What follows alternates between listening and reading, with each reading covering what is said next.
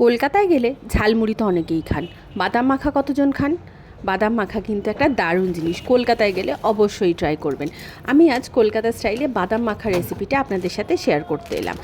নিয়েছি কাঠখোলায় ভাজা বাদাম 250 গ্রাম, চাট মশলা নিয়েছি, পেঁয়াজ কুচি, টমেটো কুচি, ধনেপাতা কুচি নিয়েছি, আর লেবু নিয়েছি, একটু জিরে গুঁড়ো লাগবে আমার, বিট নুন নিয়েছি। আচ্ছা, কাঁচা লঙ্কা কুচি কিন্তু আপনি এখানে অ্যাড করতেই পারেন, কিন্তু আমার মেয়ে ছোট বা আমাদের বাড়িতে কেউই খুব একটা ঝাল খায় না, সেই কারণে আমি কাঁচা লঙ্কা কুচি ব্যবহার করিনি।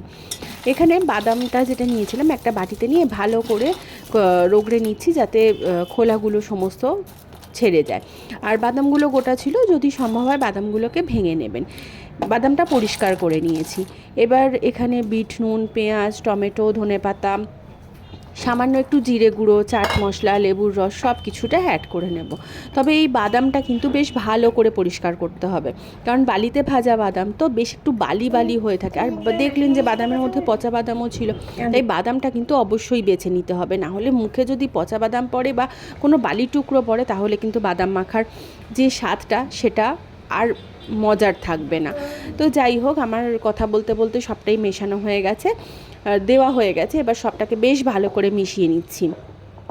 দোকানে কি সুন্দর একটা কৌটোর মধ্যে মেশায়, বাড়িতে তো সেরকম কিছু নেই, বাটিতেই মিশিয়ে নিলাম। আর একটা কাগজের নিয়েছি, সাদা কাগজ, সেটাকে ঠিক ভিক্টোরিয়ার সামনে আমি এইভাবে বাদাম দিতে রেখেছি, তাই সেরকম একটা চোঙা মতো করে নিলাম, আর তার মধ্যে দিয়ে নিলাম বাদাম মাখা।